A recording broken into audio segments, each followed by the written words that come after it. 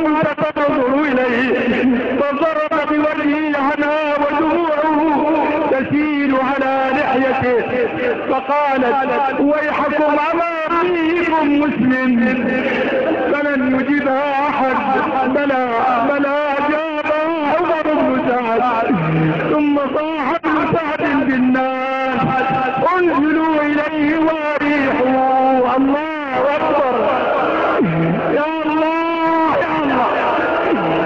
انزلوا إليه واريحوا، فبدر إليه شبر ورفسه برجله